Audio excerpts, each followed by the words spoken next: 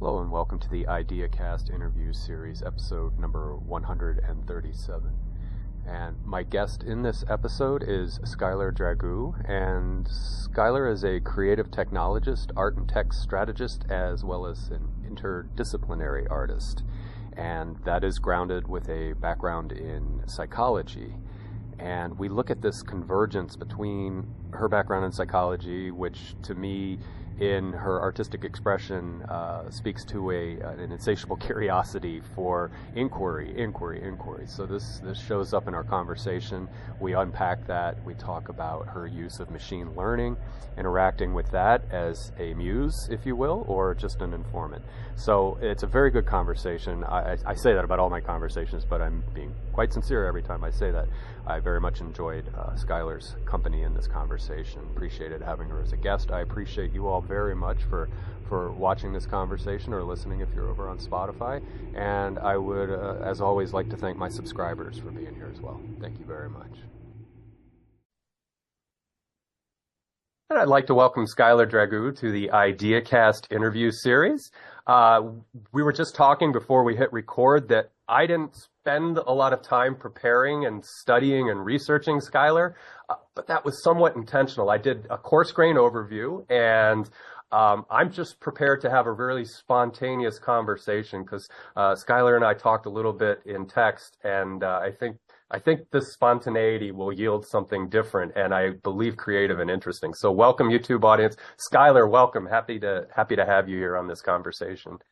Thanks. Excited to be here, especially with our brief pre-conversation. It seems like there's a lot of overlap of interesting things to talk about. Yeah, and I consider you right now to be a resource of things that I just am fascinated by. You've got an old phrase, you've got a lot of irons in the fire, and you're doing very diverse work. You have a diverse academic background and educational background, and your creativity is a fount that we shall explore. So yeah, I think it'll be fun, and I think the audience will enjoy this conversation as well. You know, my subscribership is a lot of like heady people that are into cog sci and psych, and I see you have a degree in psych, so we could maybe, Well, I will say, coursework all completed. I'm just working on the thesis for the last part, so I've been, all but thesis or all but dissertation. Okay, but you have some fluency in that. Yeah.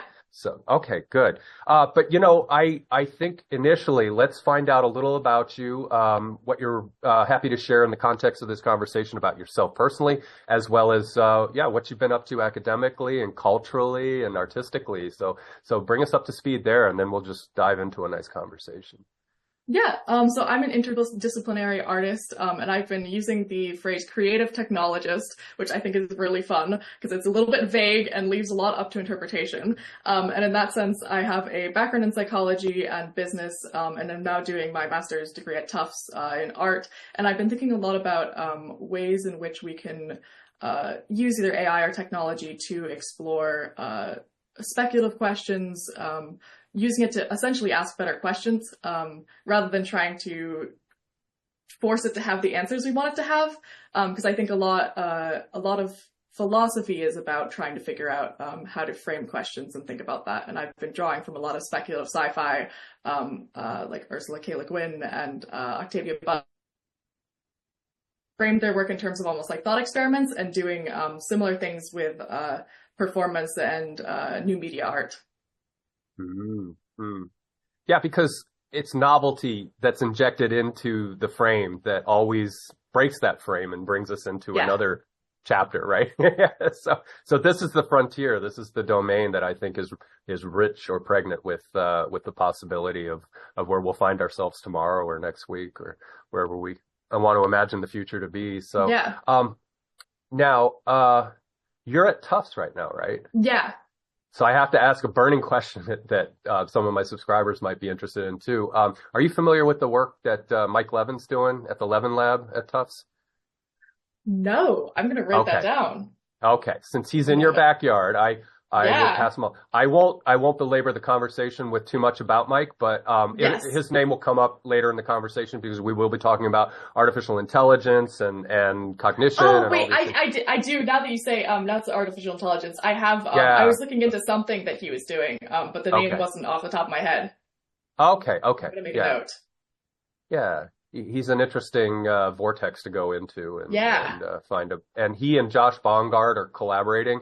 To just go on a brief tangent, they're working on chimeric systems, hybrids, things like that. I know that's something that, as I was again researching what you do, that you are interested in novel intelligence and Yeah. the future of integrative systems and things like that. So I only dropped that name and Josh, Mike and Josh, to just again turn you loose on something that will just Oh, yeah. yes. I've Well, had and I will say, as someone who is interdisciplinary and cross or a little bit all over the place in terms of my research, I am not claiming to have deep expertise in any one specific area to the point where I would know all of the research around that. So I appreciate it oh yeah. immensely because I'm trying to cover a lot of bases. I think, yeah, I think there would be areas of their work that would have overlap or convergence with what you're interested Yeah. in, and so that could get lights going off for you. And but yeah, I just brought that up because I saw Tufts, and I'm like, oh, okay, I wonder if she's familiar with what Mike's up to. I've had him on a couple of times. Very generous person because I'm not an academic and I don't know anything about dev bio or any of the weird stuff that he's into. So, but he was very gracious and came on, and I had him guest with a couple other people do a trialogue or the dialogue with me in the background kind of thing. So, let's see. Where do we want to go? Do we want to talk about, let's talk about your artistic work Yeah. and your collaborative work with AI and what you're producing there, because that, I think that's, to me, is more jazz that right now, and then we can maybe go into Yeah. some nuts and bolts later. So what are you up to? I saw you had a project, on being a goose or becoming a goose, I think was Yes. the name of the project. That might be a good example of what you can Yes. present. So, I'll give a little bit of background because inevitably when I talk about this, everyone always asks, why are you thinking about geese at all? They are, well, it's funny. They are a nuisance. However, since moving to Boston, I should preface this with, I grew up in rural Connecticut where a lot of my interaction with wildlife was from afar, sort of Yeah. like see coyotes in the lower field doing whatever. Well, it wasn't as integrated into everyday life, whereas now in Boston, it feels like the geese and now I've been noticing the turkeys are everywhere and holding up traffic, and it's just this interesting thing thinking about us trying to control nature and it not following the rules that we're putting in place, or even thinking about if there was a kid who's growing up in the city and their first interaction with nature would be maybe a goose, that it's sort of this nature fighting back. Like, you can't go pet it, you can't really go interact with it, it'll bite you. And so I was thinking about the different ways in which human impact has shaped their behavior around Boston, and the different patterns and groups of geese, and how they're either I'm trying to think of the right word, not attitude, but disposition has been shaped by human interaction. So, and then I was also playing with AI in some other work, and I was like, what if these two worlds met? And so I've been asking AI to almost like stretch past its, I think a lot of people have been using it for like a one-to-one, give me information about the world that is very concrete, that you can research. But I was interested in, what if we ask it speculative questions to sort of reveal the mechanisms of what's going on there and in the way it's thinking, or I shouldn't say thinking because it's not sentient, Right. but like the way it's processing data. There you go. Yeah. So I've been asking it questions in one project, if I were to transform myself into a human consciousness in a goose's body, what would the ethical implications of that be? How would my philosophical outlook maybe change? How do you imagine my relationship to either other people, or would other people want to have an interaction? How would my goose presence be interpreted by other people? And then there's one part where I ask it about if it thinks the government would make me pay taxes as a human consciousness in a goose's body. And I think there's something really interesting about, I think, people tend to forget, and this is a cornerstone of a lot of my work, that AI is anchored in human data, and it almost is a reflection of the data it is developed on. And so asking it about the environment or about its conception of animals or animal-human interaction sort of reveals the general, or the, how shall I say, the ways in which people are thinking about it. And then also I've been experimenting with performance in another piece that's a sort of an extension of this original Becoming a Goose project that I've been calling Simulacra Goose, thinking about the novel Do Androids Dream of Electric Sheep, and thinking about once environmental destruction has reached a point where there's not really, where we might not have access to a lot of the common animals that we think about as just sort of taken for granted, how either AI will play a role in recreating those, whether it can, and also thinking about its ability to create things or not create things from a non-human perspective. I've been asking it to create music as if it were a goose, and it's come back with these strange like R2-D2 honking sounds. No. And then also trying to see what it does when I myself perform in front of a camera trying to mimic a goose, and then ask it to mimic me mimicking a goose, and sort of see that like that process of translation or lack of ability to translate. And there's something really interesting in the moving away from using it in a literal context and more into that like speculative sci-fi context.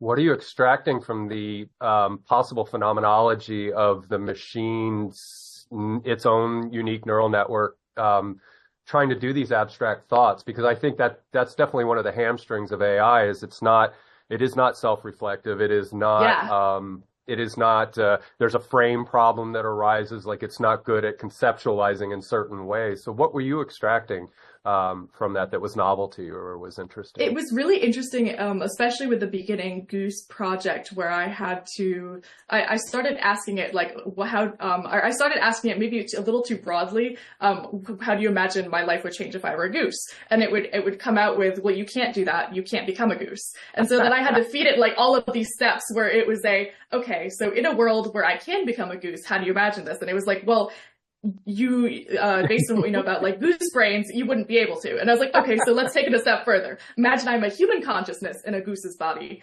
How do we think that would play out? So it was an interesting way to see how it was processing what I was saying and having to like walk it through these step-by-step instructions to basically get to the output I wanted. And it was almost making me think through the questions I was asking more. Okay. The AI sounds like me when I do the free will argument. It's like, I couldn't become a giraffe if I wanted to. I don't have that free will to do that. So therefore, free will is, on shaky ground. Yes, we can be willed creatures, but not entirely free willed. So I'm almost like the AI in agreement in that sense, but it's very rigid thinking, right? Because it can't get out of that box to say, well, okay, in a possible world, if you were a goose, a human-minded, a Schuyler-minded goose, then what would your phenomenology be like? Yes. Well, it was also interesting too. I was asking it questions about, does it think that so I first asked it, does it think I would be happier as a human consciousness in a goose's body or a human consciousness in a human body? And it then came back with all of these different descriptors of what it thinks life would be like as a human and what life would be like as a goose. And then saying, because it of course wouldn't give me a concrete answer because it doesn't want to take a side on either position, because AI doesn't usually, and when I say like, I don't mean to anthropomorphize it. It's just easier in terms of talking about the tendencies. But it doesn't tend to like to take a firm position on any side of something that could have some gray area.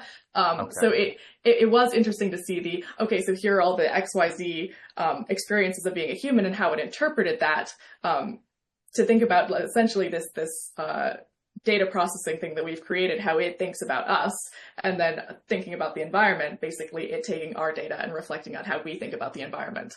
And it came to the conclusion that there is no conclusion and that there are many factors that I have to consider. But yes, it's an interesting thought experiment. Yeah.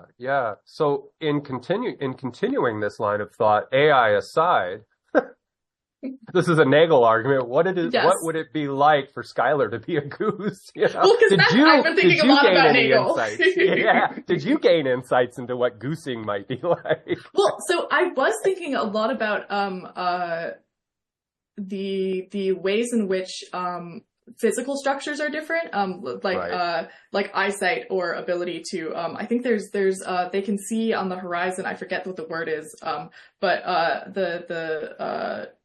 light rays when the sun's about to set, which give them a sense of direction. Thinking about seeing in I think they have a wider ultraviolet. I apologize. I was just looking at my Goose Research portfolio or my Goose Research collection of things, but I'm drawing a blank right now on all of the differences. But I've been thinking a lot about the anatomical differences and that in relationship to trying to understand another being, especially when you think about either geese or like octopuses or octopi, and how they have a decentralized brain system. But back to geese, I was also thinking about the ways in which they have sort of adopted to human norms, and because I've noticed a lot of them in Boston using the crosswalks, and thinking about the ways in which behavior is shaped by expectations, whether it's the dominant social group or a group that's outside that you can't really have communication with. So thinking about that, and then also I will say I did spend a lot of time learning how to call it a quack or a honk at this point. But thinking about communication and really having to try to communicate with something that doesn't know you want to communicate with it, and trying to mimic something that you don't really have a step-by-step process on how to do, or an understanding of what it means that you're saying. So there was definitely something interesting in the process there, and in the spending a lot of time with the geese. And similar to Nagel, I don't think I will ever understand what it's really like to be a goose. But fair enough. I've been having a lot of fun with it, and a lot of fun with the ideas around what it would be like to even be an animal in Boston, regardless of whether it's specifically a goose or not. Yeah. I wonder, if I did a thought experiment and I put Schuyler in a goose form, or Schuyler's essence was, the cognitive self essence was in a goose, what a strange goose you would be. You would be a social creature, which is fine, but your desire to communicate, and let's say you have all Schuyler-ness in a goose, at a moment, and that you're embodying the goose. Can you imagine how you would behave vis-a-vis the normative structures of goose behavior and social norms of goose? So that was also something interesting that the AI brought up when I was asking it about this process, in that if I were a human consciousness in a goose's body, that I might invite humans to interact in ways that aren't helpful for the rest of the goose population, and I'd have to be mindful of like an inviting things, inviting human interaction, and making the broader public think that it's okay to come pet geese or come interact with them in ways that the other geese may not want to be interacted with. Right. So it was interesting to think about that as almost like a moral responsibility in that I might have different motivations than the rest of the population, or thinking about how my goose presence might be interpreted if I were to insert myself into a human space, whether or not it would be welcome or seen as threatening to those who are afraid of birds. This is all, it's all very silly and abstract, but I think there is something to thinking about that in relationship to expectations of behavior.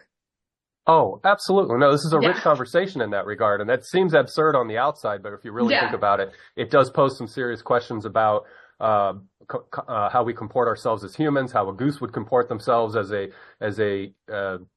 human-minded goose, and what would the perspectival shift, what could we draw from that? So no, I think there's important questions. And like you said, what boundaries should not be crossed?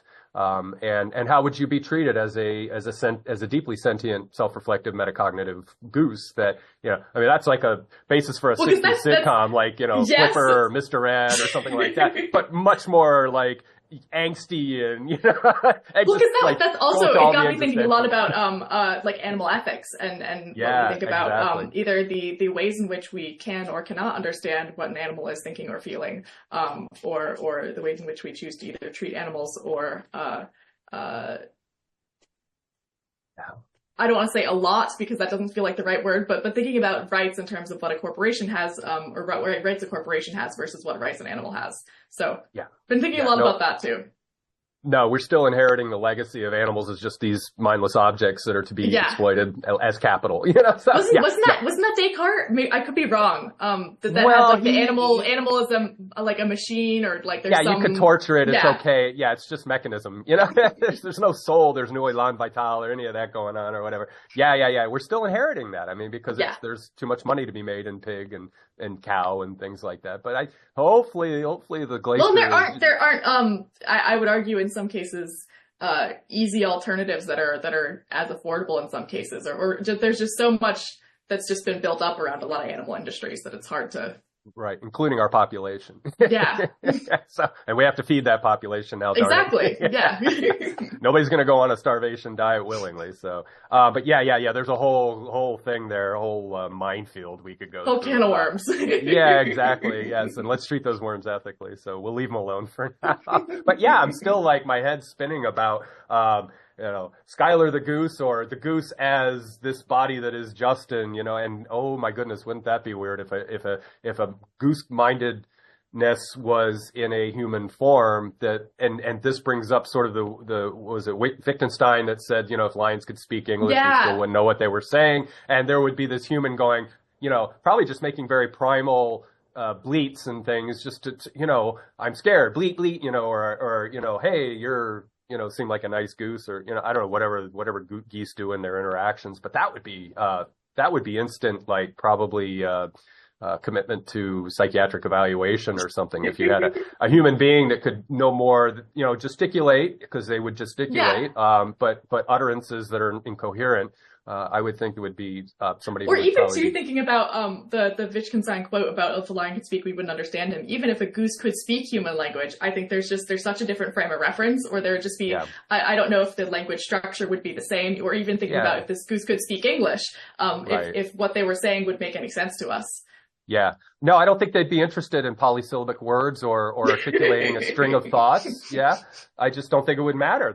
They would just blurt, and the intonation or ranges of frequency that we would be dumb about. Yeah, that's probably what's important to them, because I'm sure they do have a repertoire of sounds that they make that are important to them, and they signify things and are reciprocal in nature. So, but yeah, it would be lost on us. And likewise, if you were Schuyler the goose, I think you would be fraught with, but you would understand the humans, right? Which would be really maddening, because they'd be like, what the hell is wrong with that goose? And you're like, I'm trying to reveal new secrets to the world.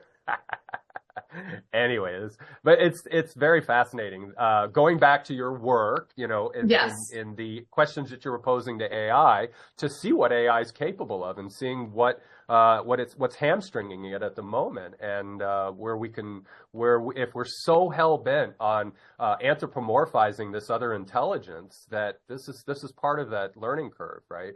And I don't know if that's necessarily anthropomorphizing, or if it's genuine enrichment that we are seeking, but maybe it's a combination of the two, because we have to relate, so there is. I'm not sure what it is. Malice. Yeah. I think some of it is escapism and fantasy, to be honest, with AI, but I think a lot of it there is utility to be had. I think it can be. So but past escapism and fantasy, I think it's a ability to communicate with something that gives you the illusion of talking to another person in a way that's very low stakes and doesn't have real consequences, so you can almost like test things out, or which is it's very strange. But thinking about the people or the articles I've been reading about, like people using it as a therapist or stuff like that, that it doesn't have or it doesn't necessarily feel like to the person who's talking to it, there's going to be an interpersonal reaction or like a judgment, if that makes sense. Right. So there's something interesting about thinking about human to human relation and what either people want from that or what obstacles are there, because I think the seeing the rise of people talking to AI is illuminating a lot of those. Given that we are ostensibly in an epidemic of loneliness, I think Yeah. that is one of the escapism caveats that I would apply to AI. I think there's a lot of good benefit, but on the shadowy side of it, you're absolutely right. When chatbots get more sophisticated, or we get social bots, companion bots, whatever, or like you said, medical analysis bots or therapist bots, which they could be sort of the first level of maybe that data that's extracted from that interaction could like then triage, be essentially. Yeah. Exactly. Yeah. Get that to a therapist who's a fleshy system, because again, AI will not, it can emulate or be the simulacra of empathy or any of these other cognitive faculties. But can't really provide that. Yeah. No, not yet. And I don't think, even if we raise that correlation to the highest degree, that I personally, and maybe I'm old and I'm just old-fashioned, that I want that fleshy response. I want a human to be capable of transference, counter-transference, to be able to get messy with me, to react negatively. To maybe not have the perfect response. Yeah, I want to hurt perfect myself. response. Yeah. Right. And the bot. Wow, that sounds concerning. Maybe we should seek medical attention. Right, exactly. I want a real human to go, don't cut yourself, Justin, come on. Don't, please, And they wouldn't say it that way. A therapist would have the rig. But you know what I'm saying? It's just that the reaction internally would be, don't do that. That's self-harm, and let's work right now together in real time. So yeah, so that's definitely a caveat. But on the flip side, one thing that I like that I've heard from other folks who seem to have some authority, is that AI in our interaction with it has a perspectival knowing that we are not inframed necessarily to perceive things. What do you mean by that perspectival knowing? Is in like having access to more information, or drawing conclusions and making inferences based on the data we've provided individually? A little of each. I would say that our inferences drawn are from a very limited perspectival frame. So we as humans, we're capable of self-deception. We're capable of cognitive biases and things like that. So our perceptual framing so I'm going with the 4 Ps of cognition. Yeah. So we act propositionally in our inquiry, and then we perspective the data that we receive. But we are a fallible human being with psycho-emotional,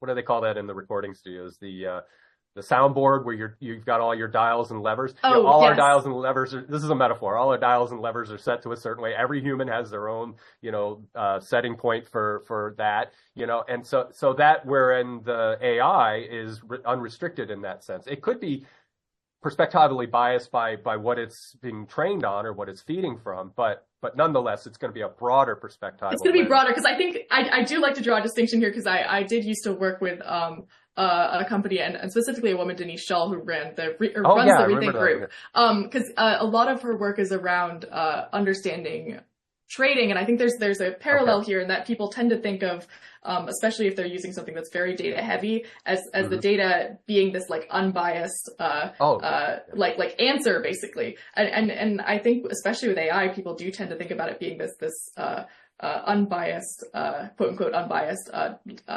mediator, when I think there is something really important to think about, where either that data is coming from,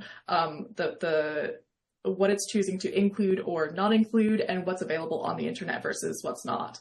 Because there's thinking too about back to like the therapy metaphor, what style of therapy it chooses to use or not when it's talking to someone, or what frames of reference, even if it has access to all of them, what it chooses to prioritize. Yeah, and that's a strong caveat that needs to be applied to what I'm saying perspectively. So thank you for that. And to then edit or sort of reissue what I'm saying. Definitely broader frame of reference. Right, and then it's up to you, caveat to the user, to take that perspectival lensing that's afforded to you in whatever analysis you were given, to then go through and get the spurious, what might be not quite hallucination, but cognitive dissonance of its own feedback into its, what it's. Because I think there's something really, really excellent in its ability to help us ask ourselves better questions and to consider factors that we might not have considered already. But I'm very cautious in people using it draw conclusions at point blank and just ending there. Yeah, no, that in itself is dangerous, of course. But no, I was just speaking. They were probably in a particular context. Whoever this people were that were having this conversation, that kind of clicked with me. Is that, let's just say again, you can account for or adjust for cognitive dissonance, onloading or onboarding in with what you're pulling out of the AI. That you may have been working with a problem that your limited perspective or your collaborating team, your perspective was just limited, and something novel comes in again. So it's Bayesian updating. Yeah, it's like or even thinking about if you're getting reinforcement from someone else who's giving you faulty advice or faulty feedback. I'm thinking especially in a situation. I have a friend who has a parent where she's been sort of asking herself, like, am I crazy for thinking this is maybe not the best way that this was handled? And not using AI. She hasn't been using AI for like concrete answers, but basically going through the situation with it and saying, am I crazy? Is there something else that I should be considering here? Because I'm getting feedback from this person that I'm not operating in a way that is good. But it seemed like this is more of a situation where the parent is not acting in the appropriate way, and having the AI sort of go through that situation and analyze it with her, and not again. So then she brought that to her therapist and said, "Oh, me questions to figure out like what actually was happening here, because I kept getting this feedback that seemed contrary to what was actually happening." Your frame's frozen, so there you go. You're back. There we go. No, you're fine. Usually when you've frozen a couple of times, but usually it's the contiguity or continuity of your conversation is fine. So I'll call you out if you freeze up for too long. I'll be like, could you repeat yourself? So here's an example that's not perspectival, but it's propositional. And they're working on something called Brain GPT right now, which is confined to the silo of the literature. You know, everything that's ever been published that's available to be extracted. And it's a aggregation means for people doing research. So if you're studying the left-handed, tree gnat of Borneo or whatever, that any information on the left-handed tree gnat of Borneo can be there without you spending 6 months having to toil and so forth like that. To parse the literature. Yeah, that's a propositional example of now if you could go to perspectival, then you could say, well, here's 250-year history of the examination of the left-handed tree gnat. And so this is the European colonial kind of perspective, and this is the Aboriginal perspective on it. And so you're getting perspectival harmonics or whatever out of that. So anyway, I'm trying to hope for the utility of AI as our friend. And not some weird surrogate not as lover evil overlord. or Skynet. Yeah, exactly. And I'm not too worried about that. We have plenty of other ways to destroy ourselves because here's the thing: AI will shut down if we have a civilizational collapse. Nobody's going to be wired in anymore. We're going to be like killing each other over cans of beanie weenies or whatever. So AI is not a problem at that point. So not to sound doomy, but it's like I think we'll have a lot of other things to concern ourselves with before we get to that level of Skynet. Basically, we've got chipped and, we're just doing whatever it tells us to do. So I fear not. But then again, I'm old. I don't know. Younger folks could have a different perspective on that. And they're like, no, I'm very much embedded in this environment and it's very real. So I don't know. I could be too optimistic. I think there are larger concerns right now that are maybe more pressing. I'm thinking especially about like climate change and Yeah, and the cascade of water scarcity and food scarcity that happens before we get baked off. Yeah, exactly. That'll be the first round of the tribulation. So the one thing I do to comfort myself as a kind of nihilist in this regard is, well, not nihilist, but a fatalist or whatever, is that there will be uncontacted civilizations that won't notice much. They won't. There's little specks of islands out in the Pacific. Yeah. They're doing their thing that we've done for 12,000 or, the Younger Dryas, whatever. They're just going to keep going. And if we don't irradiate the planet through a nuclear exchange. I was going to say, I was hoping that they would be zone of yeah. Well, there's this one little island off the coast of Chile. It's where Captain Cook's people ended up, and I forget the name of the island, but they live on. Is that Sentinel Island, the one where Oh no, this is no, because I was thinking of the one where the missionaries kept trying to go. Yeah. They ate one, or they killed one a few years ago. Yeah, that's between it's not Burma anymore. It's Myanmar, sorry. Yes. And India and above Bangladesh or below Bangladesh. But yeah, the Sentinelese, interesting. Not much known about them, but yeah, you don't want to go there. You don't want to be a shipwrecked person there. So anyway, but yeah, that's my hope. My anthropological hope is that the people in Borneo and what's left of the Amazon, if we all disappear, that they'll just keep doing their thing and you know, like the Nietzschean recurrence, you know, things will just wind back up again, and we'll see.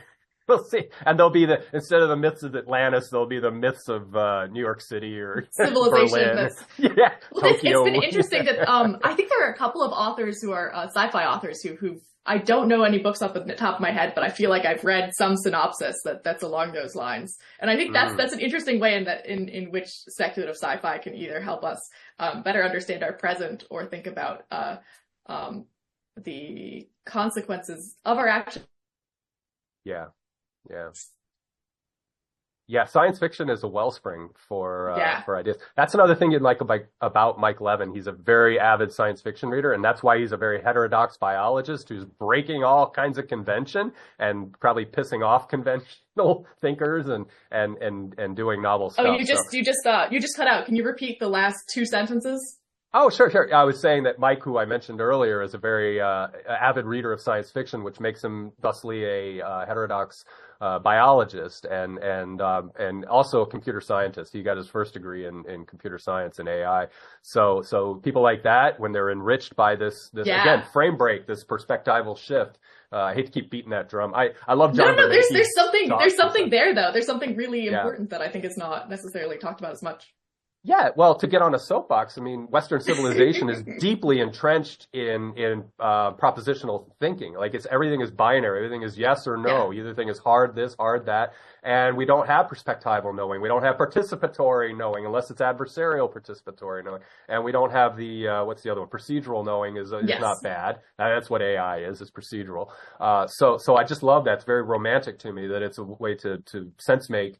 What we're struggling with as Western people, as post-Enlightenment project people, which, you know, the modernists, the postmodernists, metamodernists are all trying to hash out for us. But yeah, as a sort of solo project, ways of knowing, I think, are integral to extracting ourselves from this self-assigned or self-generated malaise that we find ourselves with. But so I have a question to derail us for just a second, because I think we've got about 15 minutes left, because you and I both have a hard stop at an hour. And to the audience, I'm going to have Schuyler back. I want to have at least a couple more conversations with her. So we will touch on other things in future conversations. But one thing I'm noticing, and it's with what I saw with your art and what I seem to be seeing more broadly with what AI is doing in generation of art. And there's some controversy there. I know there's a soft beast things that was just going on, and I want to acknowledge that. But let's just say we are generating art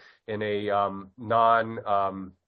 It's not the end point. It's not the right. Yeah. We can modify and adjust for deleterious exploitation and things like that. And I want to acknowledge that. So let's just say we are in a pure domain of spontaneous generation that's not exploiting anybody else's previous work.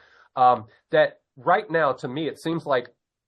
And I don't know art genre very well. I don't know art theory very well. But what I'm seeing is abstract art, even absurdist art, which is I love. I love pataphysics. I love the idea of the absurd. So walk me away from that, and where else in what we know as art, even physical media art, where are we going with art and AI, other than me just seeing abstract surrealist art and also absurdist art, which again is just, you know, like a simulacra of a goose and an interpretation of an interpretation of an interpretation. So what else are we doing with AI and art? I think there's something interesting in thinking about, similar to what we were talking about as AI being like an amalgamation of human data, collage and basically like looking at the different ways in which it represents maybe the same idea if you keep feeding it and almost as like a reflection on broader perspectives on, let's say, if you gave it what is the this seems very reductionistic, and I apologize in advance, but like, what does the ideal woman look like, or something like that, Right. and then see like how it generates that, and then creating something out of that. I think it's interesting to think of as almost a starting point for a conversation. I think there's also something in art in terms of incorporating more data-driven things with art. Not, and I think there can be a tendency to try to scienceify art to like legitimize it, and I don't necessarily want that to be taken as how I think all art should go. But I think there is interesting in terms of using data, especially there was someone who was using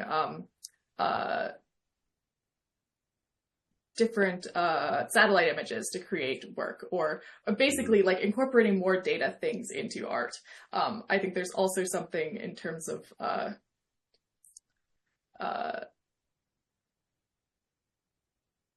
using our own data, and thinking about how, because I have been interested in feeding AI like my own Instagram data, or like my own advertising data, and seeing using that as another form of self-reflection in terms of like a third party analysis.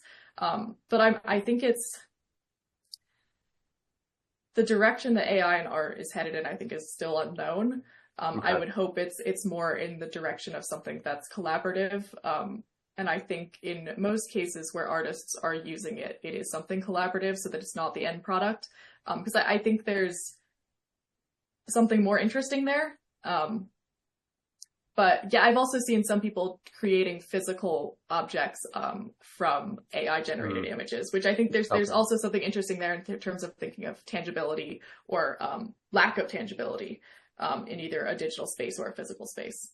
And just saying that, my mind is getting all kinds of crazy ideas where and here's, I was thinking of this before the conversation, like if you did subtractive physical media, i.e. sculpturing or whatever, that the AI could make a move almost like it's doing a chess move, and then the fleshy artist would come in and interpret what they just did, and then they could feedback on each other, and it would be weird to see what a column of marble or even a hunk of wood could turn out to be if the AI makes a first move on a few basic prompts. It could be the artist, like you said, solely born of the artist's ideas, and maybe it could source other things to enrich it, which it would have to, because otherwise it would just sit there probably. But whatever means. But that would be really interesting to see that extend beyond just pixelated cyber art, and move into the domain of the tactile or the physical. That would be fascinating, I think, to see collaborations like that, right? No, my brain's also now spinning and thinking about that. So it's a and I wish I had more. I have a list. There are others who have been doing quite a bit in this realm, especially around using models to Marshmallow Laser Feast, which is such a silly name, but they're doing great work. They've been looking at, and I'm not sure exactly how they've been doing component to it, looking at how animals see the world differently, and basically taking a VR headset and applying this, I think it's a machine learning algorithm or something that they've created so that you can look around and see like how a dragonfly sees or how a frog sees or something like that. I think there's real potential for better interspecies understanding. Again, I say potential because I think there are still a lot of landmines and potential areas where that could go wrong. But I think there's something there, and there's something also in the physical media sense. There could be, especially with either 3D printing and some of the I just see your cat in the background. Sorry, that's really cute. She's doing some cat TV now. Yeah, that's really cute. Thinking about grown structures, or how we can use it to either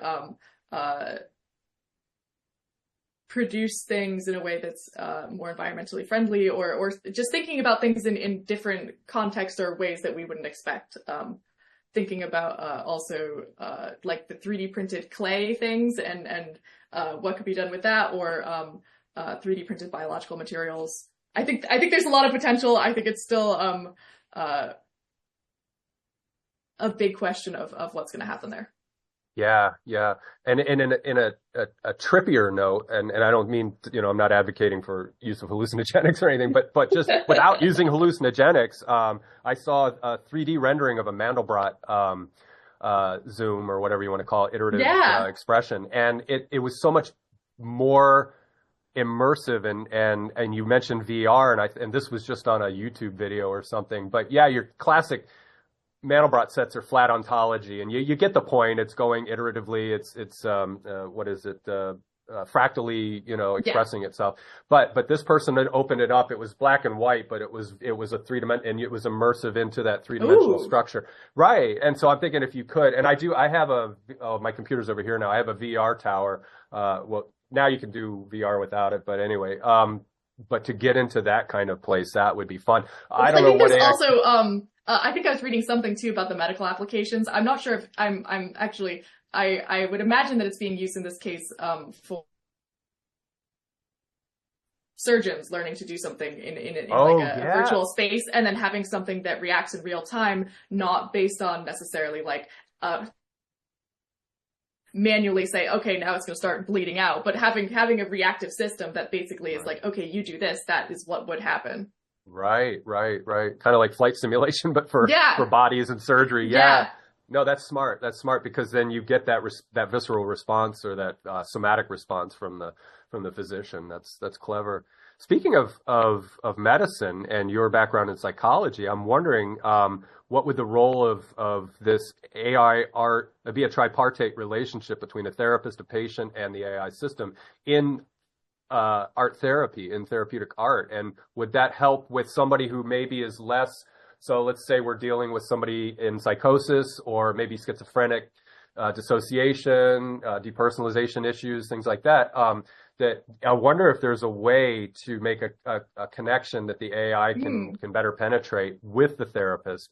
I wonder if there's anything in that domain, or if that is a domain at all, that might help people. I don't know, but I think there really could be something to like interpretation. Well, not interpretation, but using the AI as a starting point for them, the therapist, to work with. Right. Because I'm thinking of especially in terms of people being able to create something visually that they might not otherwise be able to. Because I know that that's been like, if somebody is not an excellent artist or anything like that, it can be a little bit, it can be harder to really figure out what they're getting at. Whereas if you have something that's like a fully fleshed out, and therapists, definitely, the art therapists still do this really well when there are maybe more, it's not necessarily about the skill, but that can open up more opportunities and avenues for real conversation when you can actually show what you want to show. Okay. There's still something a little iffy with the AI's interpretation of what you're saying, and I think there still has to be like a human control over or the client saying, okay, this is sort of what I want to say, or this is not. But I think there's something really interesting there. I also wonder, and this is a motive of mine that I'd love to, if I could ever in a possible world experiment with, is going back to VR for a moment, and using VR as a therapeutic modality with a therapist, and possibly with AI input, is to squib somebody up, put them in a VR environment, and get real-time sensory response from stimuli in the VR. As in, like, for exposure therapy, with like combined with biofeedback, or? Well, feedback, yes, but the exposure would be what is it? Hagioptesis. It's the Stendhal syndrome. There is a neurocognitive faculty. I think it's hagiostasis or something like that. That's why we have spiritual, and it's the cognitive precursor to the affective state. That in the controlled VR environment, where, again, this doesn't have to be a deeply pathological person, but maybe a depressive or an anxious person. Or you get somebody who needs more practice with social situations, or right. In enriching someone, and that you get the real-time feedback. Again, squibbing is just your sense, your brain scanning, taking up brain state readings, waves, whatever.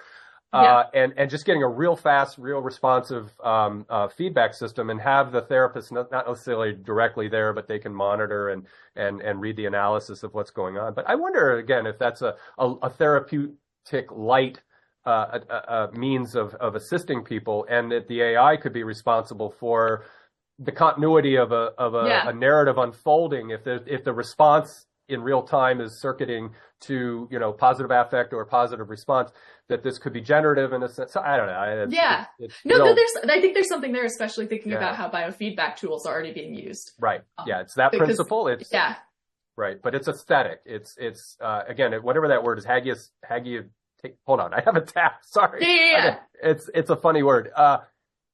Hagioptasia. Hagioptasia. It's just it's that sort of awe. It's the wonder that arises, and that's where Stendhal syndrome comes from. It's like too much, and you just go into psychosis. Well, because I've also been thinking too about like the role of the environment and how people are either trying to, because this is something I'm also interested in, like simulate that connection to nature when it's not available to them, and how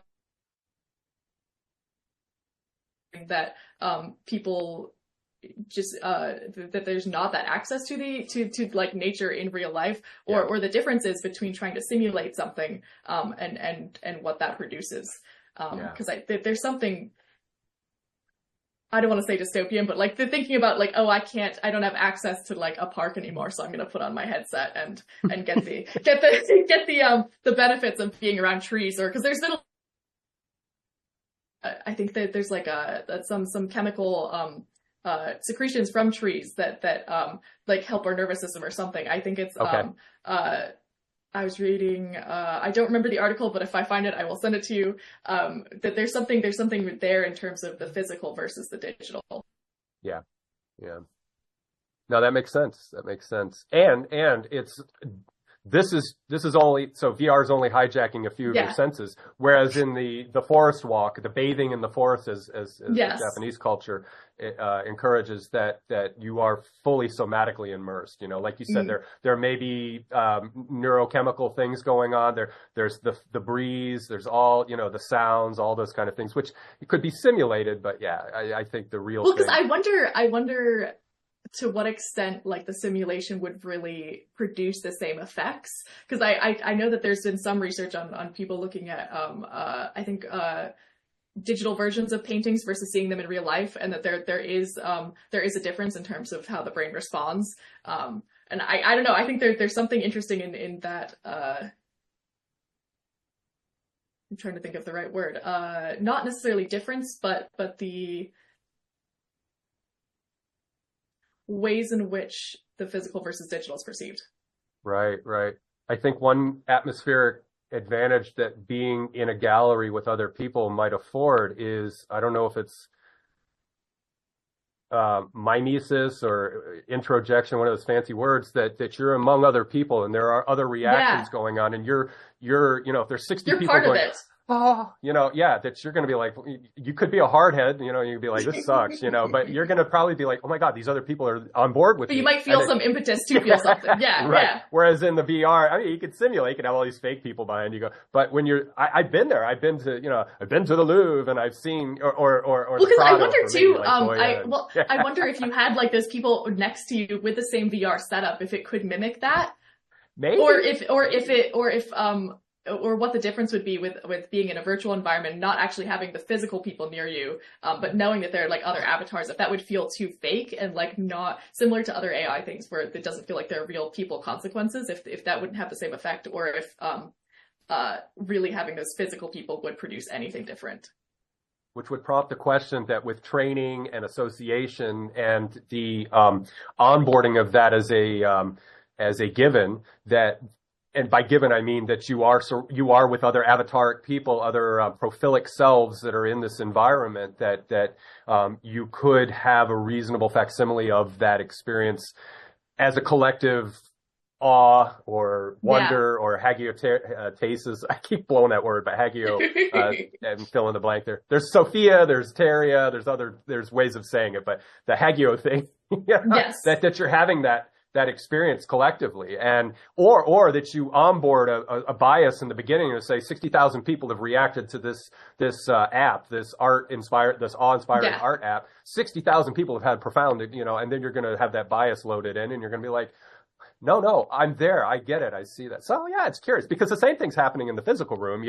You may not, so you're performing this sort of abstract consent, or this implicit consent that this is gorgeous, So did you ever see LA Story with Steve Martin and Victoria Tennant and Sarah Jessica Parker and there was a couple other actors? Oh, it was so funny. I'm writing that down too. I'll send you the scene. It's on YouTube. Yeah. And Steve Martin and these other characters are in a gallery in Los Angeles, and Steve Martin's just being a paint. He's being Steve Martin, and he's just looking at this beautiful. We can't see the painting yet, and there are three faces looking at the painting, and he goes, I'm just so drawn in to the way that this woman, the color she chose in her hat and the dress, and it's so flowing. It's almost lurid, and this man next to her. And what is he thinking? He's just building up this big story. And he's like, and he just brings us to this climax, this whole thing. And the other three people kind of walk away as he's just sitting there, like, just amazed with what he just said. And the camera then pans to the art, and it's just a series of brown, drab lines, or reddish brown lines going down a canvas, very abstract. Well, that's been one of the most interesting things about being in art school is understanding like how different people interpret the same thing, or the room that there can be for interpretation, or even the ways in which an artist will open something up, in terms of having there be less to interpret, more to interpret, how much information someone's given, and then how that steers the experience or the interaction. Okay. So yeah, maybe he went to that class. It was cute. But there can also be, don't get me wrong, that there can be a level of like bullshittery where it's like, all right. Total bullshit. Right. But it overlaps with this idea that, we're all interpreting the same brown or red lines going down a canvas. So I'll send it to you. It's cute. Well, because it's similar to, there's the really famous, it's a famous psych experiment that I'm drawing a blank in the name, where they have, all of the different lines, and then, all of the people in the room are saying, oh no, this line is longer than the other one, but they're really the same length, and then you feel pressured to. I'm totally blanking on the name of that. No, I know what you're saying. You know what I'm talking about. Yeah. People just consent. They're just like, okay, it's longer. But yeah, that's weird how we. But we're social creatures, and that it's just exploiting our social nature. Our what are we? There's a channel on YouTube called Homo Mimeticus, and we're homo a lot of things, but Mimeticus is one. Oh, I really like that. Well, right, and it's born of infancy, where you don't want to be thrown away as a baby because you're not pleasing the caregiver, and that's mimesis. You're smiling, and you're doing things to keep the caregiver interested in you, and that's a theory that carries with us for our whole lives. In social situations, some people don't mind being outliers and renegades or whatever. Most of us just want to fit in and not cause a lot of trouble, and that's kind of what that is. So I think that goes along with those experiments that they were saying, good social psychology experiments. So. Schuyler, we are a little over an hour, so we'll bring our wonderful flight in for a landing. But let me ask you this: is there anything that in this conversation that you want to just bring to the fore that hasn't been covered yet to conclude? And then to the YouTube audience, all of Schuyler's info that I can get to you will be available down below. Her website, socials, things like that will be made available in the description field of the video. Or if you're on Spotify, just look for the description field there. So. If you have anything that you'd like to wrap things up with, let's do that. I think it's thinking about this whole conversation and a lot of the work I've been doing, looking at technology around us and thinking of technology as a means to ask better questions rather than anything that might have concrete answers. And I think approaching that in the realm of AI could be a really productive way to. For people to either think about it or move forward with it. Okay. So being comfortable in an unknown maybe ambiguity. Yeah. Right. Okay. I think or ambiguity, but more of a not expecting concrete answers in the sense of I think some people or a lot of people have been using it in terms of like, oh, what is 2 + 2 equal? And then just going from there. But then when you get to a certain level where you might not have that level of expertise to be able to fact check, it can get a little bit murky. But I think there's real value in though, and having technology help you think things through. or Okay. help you use what tools you already have at your disposal, and essentially helping you ask better questions so that you can use your tools better. Okay. Learn your refinement process, basically. Yeah. Yeah, I laughed when you said the 2+2 because Russell and Whitehead wrote a huge book, Principia Mathematica. It was like a volume just trying to prove that 1 + 1 = 2, and it fell apart. They couldn't get there. So yeah, don't ask that question to AI. Yes, no, not you. I'm not saying you. I'm just saying, yeah, you're opening up a huge vortex. Well, I feel like there's so many things that we take for granted that just are, or scientific or even mathematical things we take for granted that if you want to go deep enough, there would be something there to explore further. Yeah, well, our survival as a system depends on coarse graining, and the predictive processing has to lower the entropy of thinking. Yeah. You know, it's like we're fitted to an environment where we don't ask really big, deep questions all the time. You know, fun to do on recreational, jaunts, or if you're nested in the high towers of academia and you've got 3 PhDs, and you can do that all day long if you want. But the rest of us who are trying to cross streets and grocery shopping, yeah, do it on your own. With caution on your own time. Yeah. So, Schuyler, this has been wonderful. It's been a great, hopefully, first conversation. I hopefully you had a good time on this one, and we'll just keep having you back, and we'll just keep going, and we'll pick another terrain to explore together in the next conversation. And but yeah, thank you so much. Thank you for your insights and your creativity, and more will be unveiled in future conversations, I expect. Thank you so much. Yeah, I look forward to talking to you more. All right, wonderful. I will say goodbye to you after we stop record. Thank you, YouTube audience. Hopefully this was a lightning and hopefully entertaining conversation for you. So we will see you in the next episode. But thank you so much for being here.